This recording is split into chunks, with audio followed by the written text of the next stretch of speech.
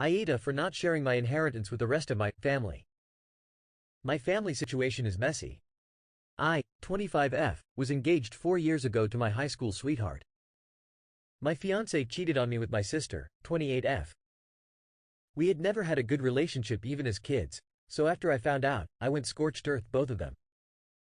She was so in love with my fiancé, but he dumped her within 2 weeks and was back trying to get me to forgive him. I didn't. My parents were initially on my side, but my sister had a nervous breakdown after she was dumped and was hospitalized, so they changed their tune to, "It's over now and you can't be mad forever." So I dumped them, too, and went to grad school on the other side of the country.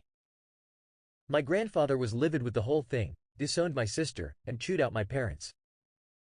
Sometimes it felt like he was the only one who was on my side and understood. I was able to get my job to let me work remotely and moved back to take care of him when he got sick last fall, and I was devastated when he passed a couple of months ago.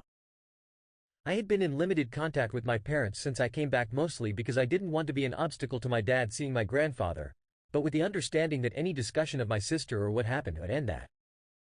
It turns out that my grandfather left me virtually everything. He left enough for my father to cover a debt and some token stuff for a couple of other relatives, but he wrote a letters for everyone and did a videotape with his attorney explaining what his intentions were. I knew that he had done well for himself, but he lived a pretty simple lifestyle, so I didn't realize how much money and assets he really had. I would give it all up to have my papa back, but even after taxes it is set for life money. My parents are pretty mad about it. One of the reasons stated for cutting them out was how disappointed my grandfather was with how they had treated me growing up versus my sister and over the fiancé debacle. There were other reasons, but that's what they're fixated on.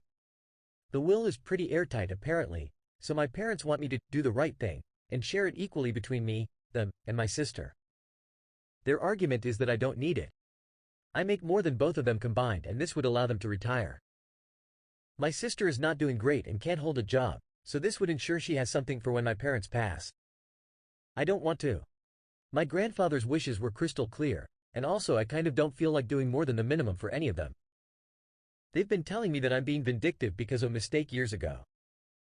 I can't deny there might be a little vindictiveness there. I don't want them to suffer necessarily, but I also don't feel like they deserve my help.